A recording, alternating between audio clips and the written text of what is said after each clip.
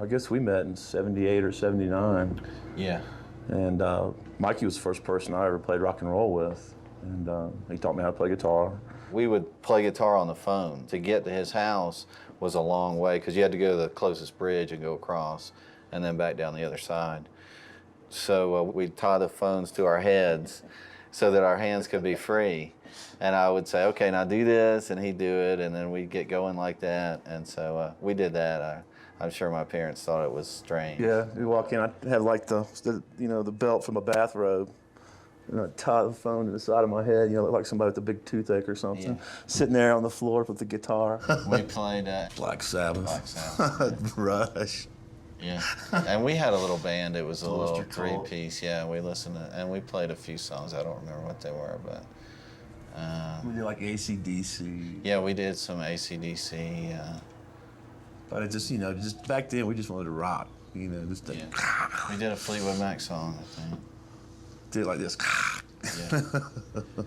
And so yeah, we were just kids in the '70s, so you know what that was all about.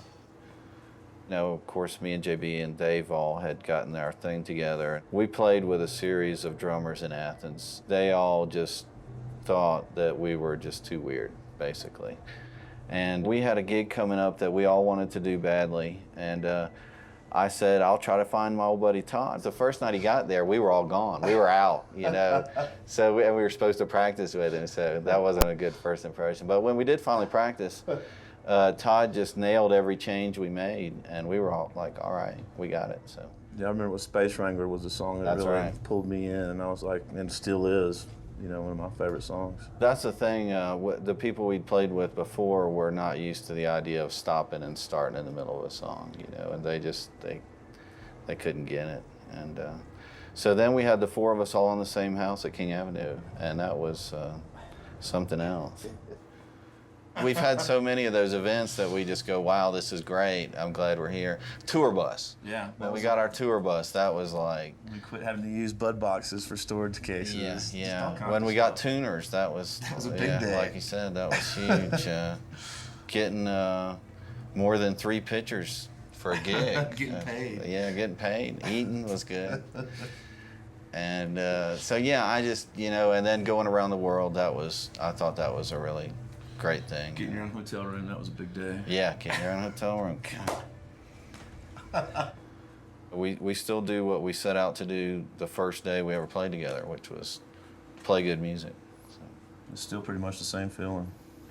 It's especially on days like today, you get really excited like we used to when we played once a week. You couldn't sleep for 2 days. That's just an adrenaline rush. Of course, now that would kill you if you tried to do it out here, the schedule we have. But especially shows like today, shows like Red Rocks, New Year's Eve, Halloween, those are all, you get pretty excited about those shows. And it's pretty much effortless to play with each other, especially when everything's going right. And it took some years to realize that. And, playing in the studio, I think we're a little more mature about it. And, it just comes with doing things over in time. And that's probably the experience we go for, is just being able to be on stage together and play.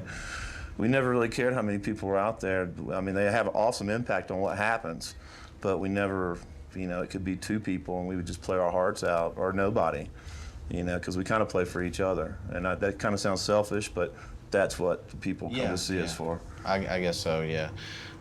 You worry more about, I want him playing to think good for, than all the people out there, because you really can't think about the people. And we did play for an empty bar in Tennessee once. Guy had an applause button. Yeah, he had an applause button behind the bar, so every time he finished, he'd hit that. And we got paid out of a pull machine once. Yeah. Quarters. Yeah.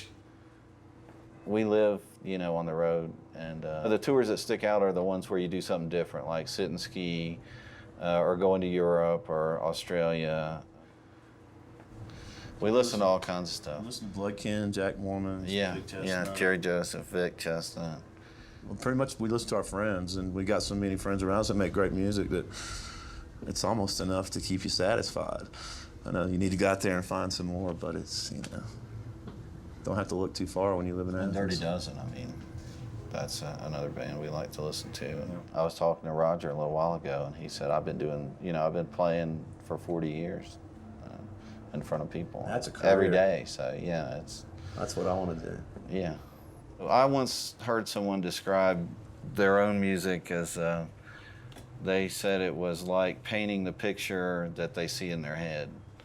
And I think that's kind of what I feel like when I'm playing a solo, is that it's kind of a landscape, you know, and I'm going up and down, and some places I want to be longer and some places I want to just, you know, go by or something like that.